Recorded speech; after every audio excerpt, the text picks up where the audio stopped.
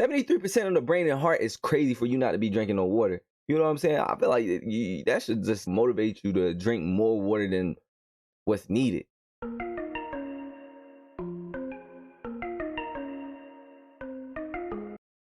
Yep, you're right. It's that time of the week again. Welcome back to Sporadic Mondays. You feel me? How y'all doing? What's going on? Listen, y'all been sticking with me for a while now. It's been about a month now. If I'm not mistaken, it's been maybe a little bit over a month to be exact. Like I can't say about and then exact, right? It's been a little bit over a month. I appreciate y'all. I don't know if you paid attention to my Instagram post, but last week was key. So I posted this clip of the Psych Expansions podcast, right, where I was talking about the psychology of language and how without context things can be perceived differently or just taken out of context. So basically, I had posted a clip where I was talking about, I was talking about how the phrase "all men are created equal" was actually created by slave owners, and it wasn't meant for African Americans or women.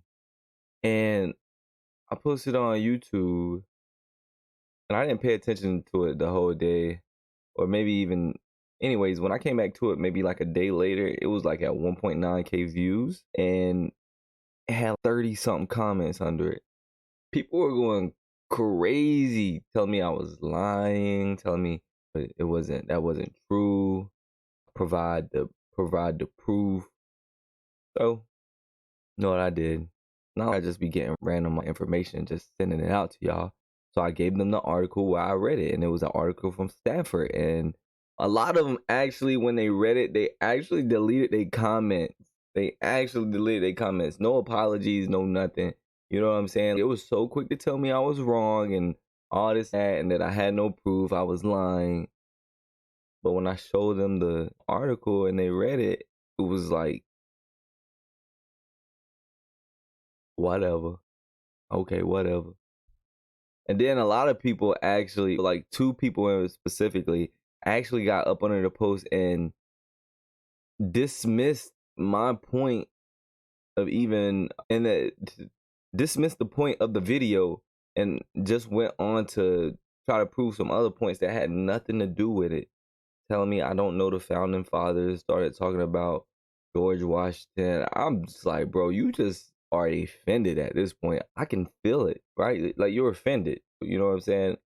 I wish better for you. So that was that.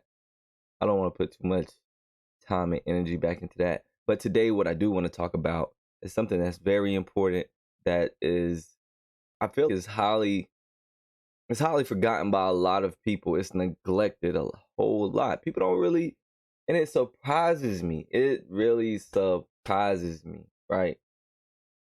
Is drinking water. A lot of people don't be drinking water like you supposed to. A lot of people don't even, it's not even like you supposed, a lot of people just don't drink water. And the most common thing I hear is it doesn't have a taste or it's nasty. I'm like, at that point, honestly, it's like, how does it not have a taste if you drink it and you know it's water? You know what I'm saying? Like, how does it not have a taste if you can drink it and know it's water? I don't know. But we're going to talk about water today, right? So I found this article in Fortune by Rachel Ellis, right? And basically she was talking about how much we need to consume water because how our body works off of it, how much of our body is made up of water and whatnot. You know, so it said water is the essential for maintaining the balance of bodily fluids, which helps regulate important processes like digestion. Drinking water can help maintain healthy kidney function by flushing out waste products, blood circulation, body temperature. For example, right? So let's just say I'm outside getting my little workout in. You feel me? I'm getting my workout in. I'm sweating real good. Hot outside. I got them fluids coming out of me. I need to replenish my body. I need to drink water. A lot of times, a lot of people don't drink water. They go outside and do some type of exercise or whatnot. They feel dehydrated. They get dehydrated because they're not drinking enough. It causes fatigueness, headaches, and dizziness. It's just like you have to drink. I don't understand. I really don't understand. It's not to shame anybody, right? It's really not to shame anybody. I'm just trying to bring awareness. This is a judge-free zone, right? We're not judging nobody, but it's just I just don't understand. I I can maybe go.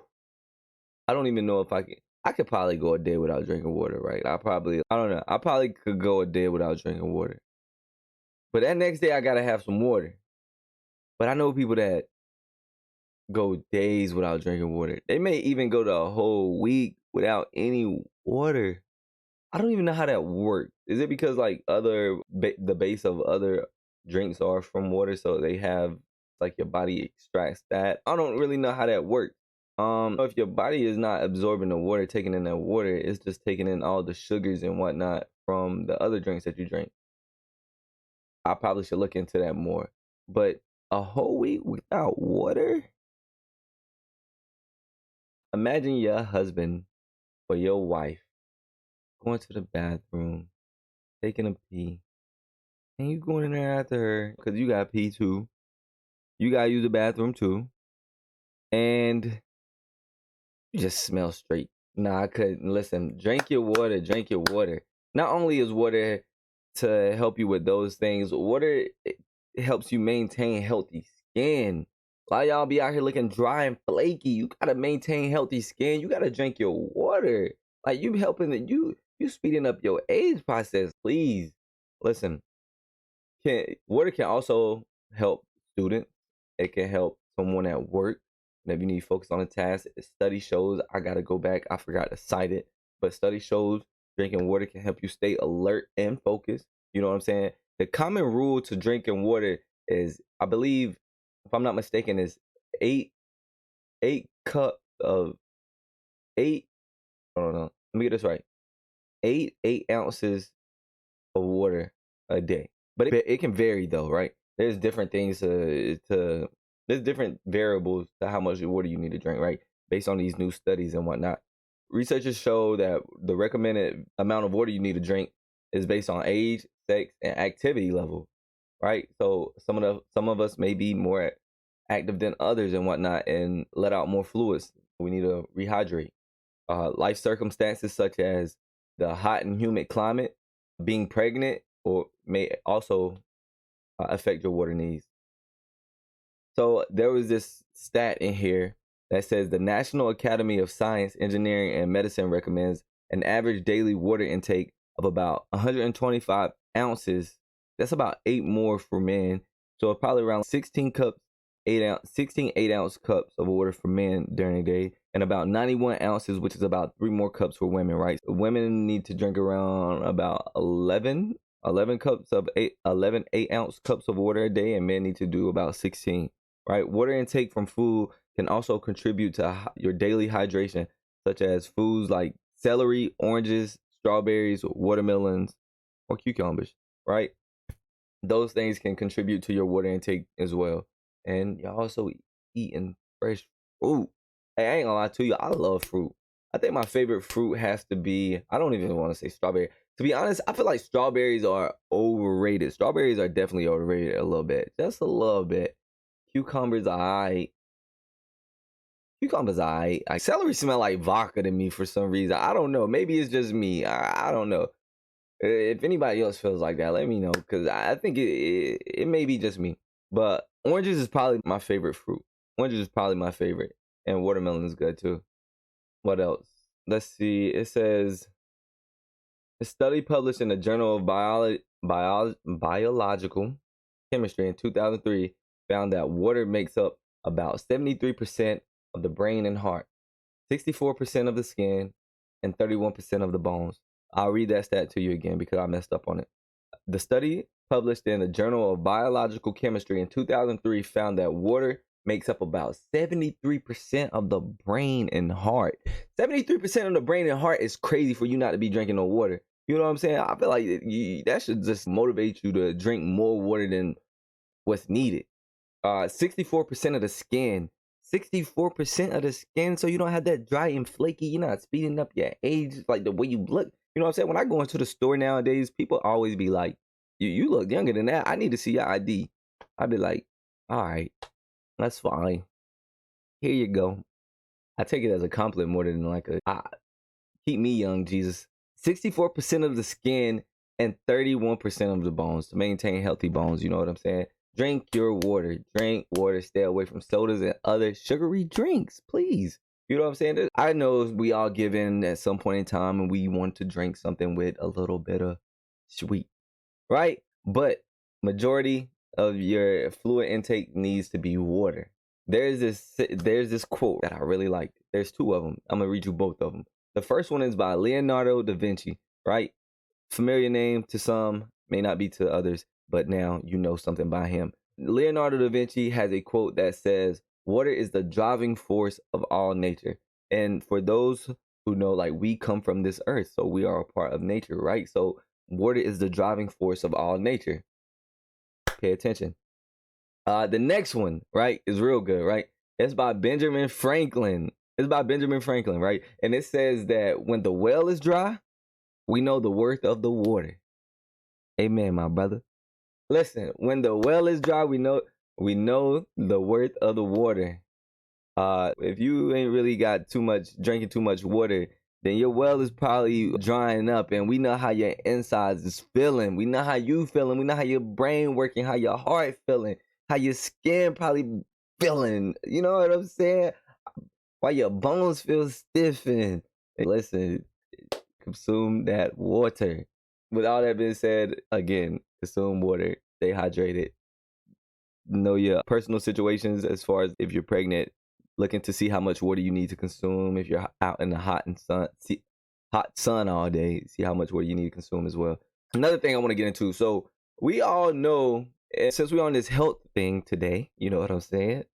I'm an advocate for good health. So since we're on this health thing today, I want to talk about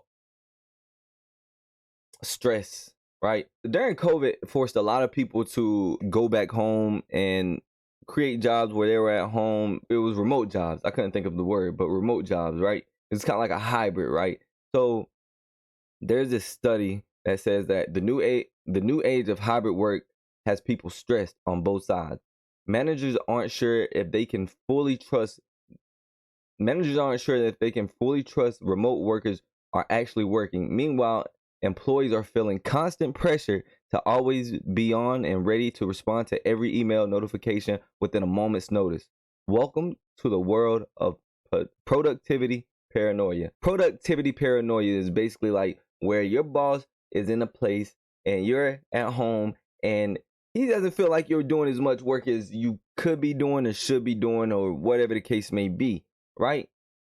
So it goes on to say, defined by Microsoft as a scenario where leaders fear that lost productivity is due to employees not working, even though hours worked, numbers of meetings, and other activity metrics have increased, which that doesn't really make too much sense to me. If the hours worked, the number of meetings, and other activity metrics have increased, like why pressure somebody? You feel me? Like, I don't. Do you just want me to just be a robot? In a sense, that's what it sounds like, right? It sounds like you just want me to be a robot, right? Every single moment that I'm on the clock, I should be working. You don't want me to look off into my house and tell my kitten or my dog to sit down. It should all be revolved around work. What it sounds like, to me at least. It goes on to say, productivity paranoia is most commonly found in remote or hybrid work environments. Of course, that makes sense because if you're at work, they're going to be on your ass anyway.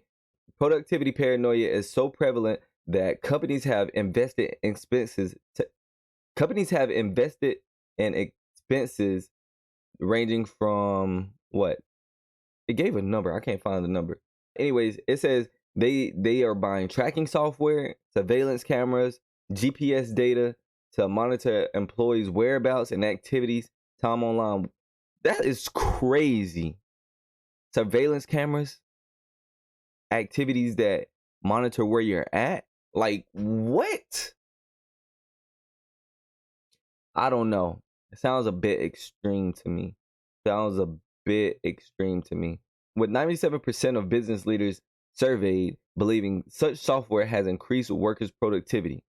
of course, like they can't look away. Like it's not even like they weren't getting the work done in the first place. You just want them to do more than what you're even good with. Like it's definitely given. I want you to be a robot. That's what it's given. And I am not a robot. Oh yeah, it goes on to say, but keeping such close track of employees comes with another cost. Those who are monitored tend to be less loyal and more distrustful of their employees. I would be too. I'd be like, why are you on my back? Quit breathing on my neck. As a result, productivity paranoia also creates a work environment where people are constantly stressed and on edge. I could see that. So here are some things that they say that management and employees can do to deal with the situation better. So for managers, it says implement and enforce boundaries when it comes to how your team works. Okay, I can see you need to. I guess that makes sense, right?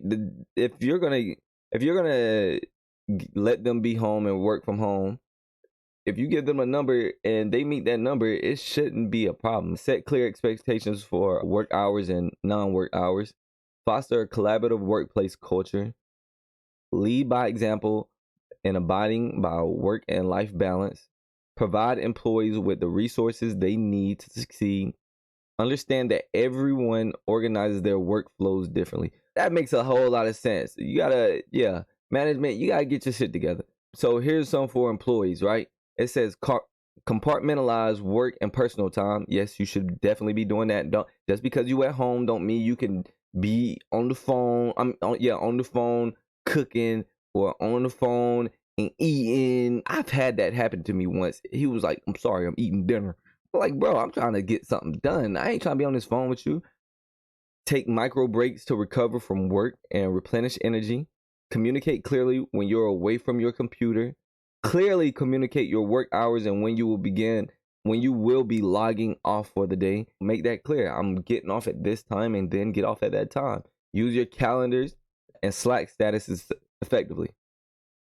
So the article emphasizes that workplace culture plays a crucial role in fostering trust and psychological safety among employees.